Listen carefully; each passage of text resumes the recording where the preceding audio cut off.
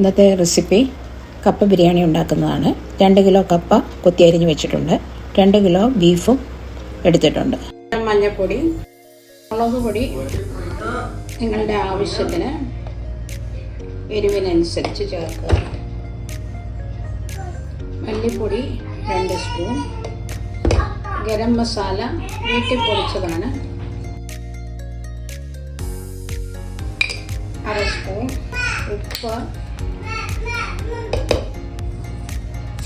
ആവശ്യത്തിന്, ഇഞ്ചിയും വെളുത്തുള്ളിയും ഒന്നുകൂടെ ക്രഷ് ചെയ്തിടുന്നു.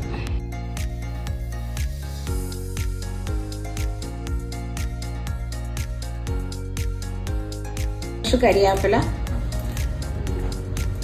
കഴുകി വൃത്തിയാക്കി അതും കൂടെ ഇട്ട് ഇളക്കണം. നന്നായിട്ട് ഇളക്കി യോജിപ്പിച്ച് ബീഫിൽ നിന്ന് വെള്ളം ഇറങ്ങുന്നതുകൊണ്ട് 1/2 ഗ്ലാസ് വെള്ളം ഒഴിച്ചാൽ മതി.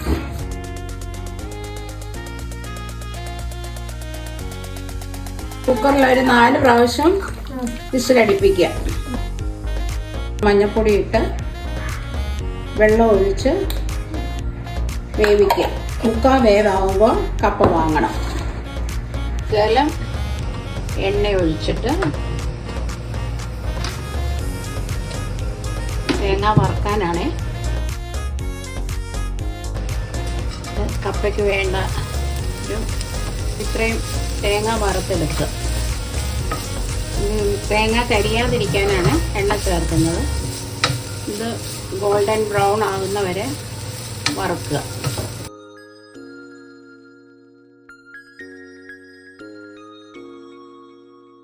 പച്ചമുളക്, ഒരു 2 കൂട്ടം വെളുത്തുള്ളി, ഇത് ക്രഷ് ചെയ്ത് എടുക്കണം.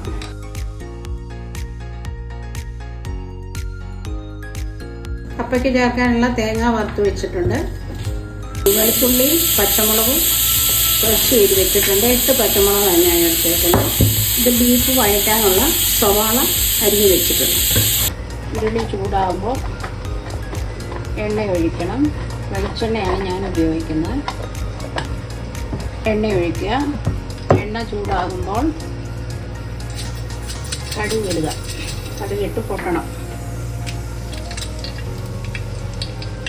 കടുക് പൊട്ടിക്കഴിയുമ്പോൾ കരിയാപ്പില ഇടുക. കഴുകി വെച്ചിരിക്കുന്നതാണ് കരിയാപ്പില.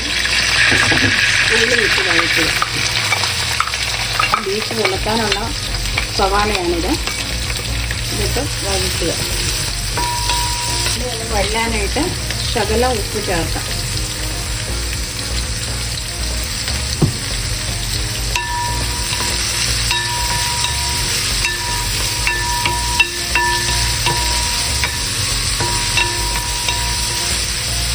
സവാള വഴന്ന് വരുന്നുണ്ട്. വഴന്ന് വരുന്ന സവാളക്കകത്ത് ബീഫിന് നിങ്ങളുടെ എരിവിനനുസരിച്ച് കുരുമുളക് പൊടിയും ചേർക്കാം.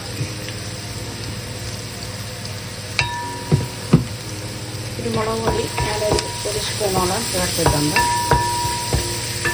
അതിനകത്തോട്ട് ഈ തേങ്ങ ഇട്ട് വഴറ്റുക.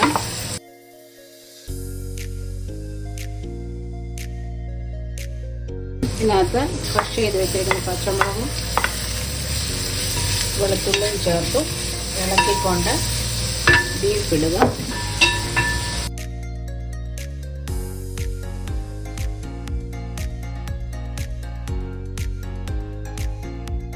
ബീഫ് ഇട്ട് ഇളക്കിക്കൊണ്ട് അതിനകത്തേക്ക് വേവിച്ച് വെച്ചിരിക്കുന്ന കപ്പയും ഇട്ട് നന്നായി ഇളക്കി യോജിപ്പിക്കുക.